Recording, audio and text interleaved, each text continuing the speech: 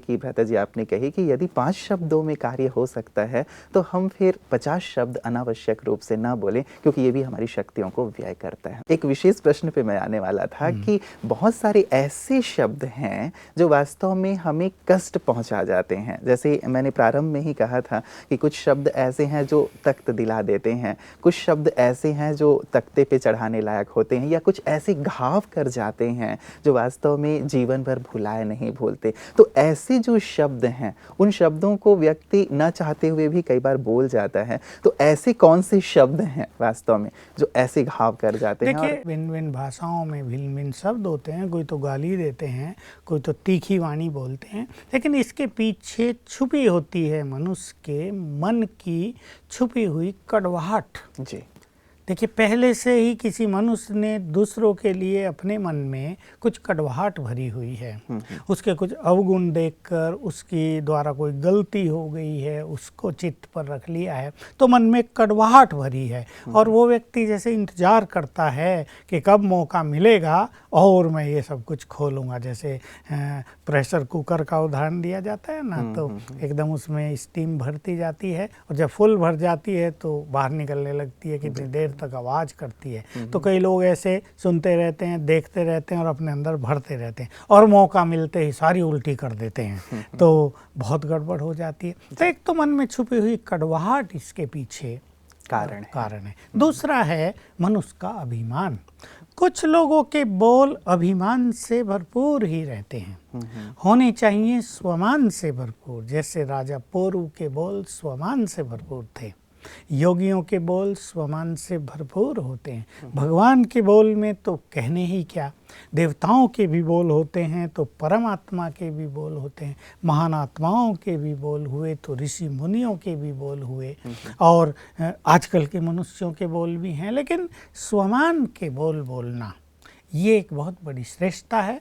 इसको भूलकर लोग अभिमान के बोल बोलते हैं। उनके हर शब्द के पीछे अभिमान झलकता है, उनकी नेगेटिव फीलिंग्स, भावनाएं झलकती हैं। तो इस कारण मुख कड़वा हो जाता है और वो तलवार की तरह घाव करने लगता है। भाषा चाहे कुछ भी बोली जाए, वो तो जैसे मैंने कहा क्या परिस्थिति है, कौन सी लैंग्वेज बोली जा रही है, उस अनुसार लोग भाषा का प्रयोग करेंगे। पर पीछे ये दो मूल बीज होते हैं, अहंकार और छुपी हुई मन में कड़वाहट। बिल्कुल, तो इनके कारण ही वास्तव में ये बुरे शब्दों का इस्तेमाल व्यक्ति कर जाता है। भ्राता जी, एक विशेष चीज़ ये होती है, कई बार ये कहा जाता है कि भाई सामने वाला व्यक्ति भी यदि हमसे दुर्व्यवहारपूर्ण व्यवहार कर रहा है या दुर्शब्द यूज़ कर रहा है, गलत शब्द यूज़ कर रहा है, तो ऐसे शब्दों का इस्तेमाल जब सामने वाला व्यक्ति करता है तो भी हमारी तरफ से भी ऐसे शब्द निकल आते हैं। ऐसी कंडीशन में क्या करना चाहिए? देखिए, जैसे मनुष्य अहंकारवश कुछ बोलता है, परिवार में, संबंधों में वो प्राय ये बोल देता है, तुम तो हो ही ऐसे,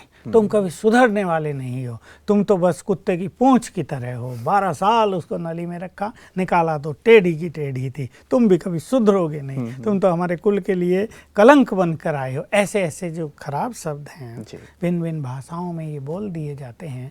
तो जब किसी की ओर से ऐसे शब्द सुनने को मिलते हैं तो प्राय मनुष्य ऐसे शब्द सुनना नहीं चाहता, तो वो उसके अंदर चले जाते हैं और घाव कर देते हैं। मनुष्य अपनी खुशी खो देता है, वो उन पर विचार करने लगता है, फीलिंग आ जाती है उसको बहुत ज़्यादा। इससे बचने के लिए भी हमारे पास बहुत अच्छे स्पिरिचुअल तरीके हैं। देखिए, मैंने भी इसके अपने जीवन में बहुत अच्छे अभ्यास किए थे प्रारंभ के दिनों में, कि दूसरे के कैसे भी शब्द हों लेकिन मुझे उन पर असर न हो उन शब्दों का। इसके लिए मैंने अपने पास शब्द रख लिया था, नो इफेक्ट, फीलिंग ना हो।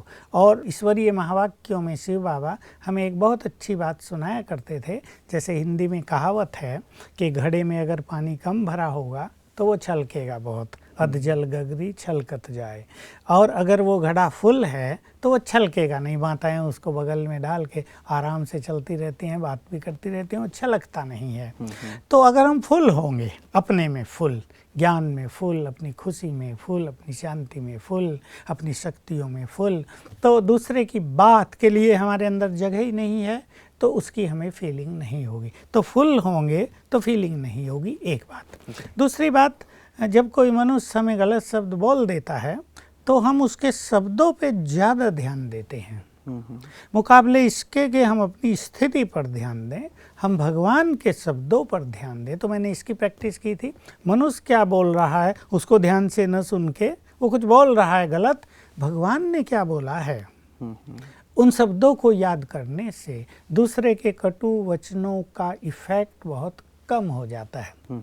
तो जैसे कोई गलत शब्द बोल रहा, अपमान के शब्द बोल रहा, निंदा के शब्द बोल रहा है, हमारे दिल को हर्ट करने वाली वाणी बोल रहा है, तो मैं सोचता था भगवान ने तो बोला कि तुम्हें मान अपमान निंदा स्तुति हार जीत में समान रहना है। तो मैं भगवान की मानूं या इसके शब्दों पर गौर करूं? तो तुरंत अंदर से आवाज़ आती थी, नहीं, मनुष्य का तो स्वभाव है कुछ भी बोलना, उन्हें बोलने दो, मुझे वो करना है जो भगवान ने मुझे कहा, तुम्हें तो समान रहना है। और तीसरी चीज़ बहुत अच्छी अभ्यास में आई कि दूसरे के शब्दों को लाइटली लेना, मुस्कुरा के पूरा कर देना। मुस्कुरा दिए तो दूसरे व्यक्ति को शायद लज्जा आ जाएगी कि इन पे तो हमारी बात का असर ही नहीं पड़ा, कहीं उसको गुस्सा भी आ सकता है, पर हमारी मनोस्थिति पर उसका असर नहीं पड़ेगा। ये इम्पोर्टेंट बात है। नहीं तो आज संसार में संबंधों में अनेक लोग जो घायल हैं वो दूसरों के शब्दों से हैं, और वो केस कोर्ट में जा रहे हैं और उसमें सेपरेशन हो रहा है, परिवार ब्रेक हो रहे हैं, डाइवोर्स हो रहे हैं, और अनेक समस्याएं संबंधों में जो आ रही हैं, जिससे कड़वाहट घुल रही है, वो केवल बोल के कारण है।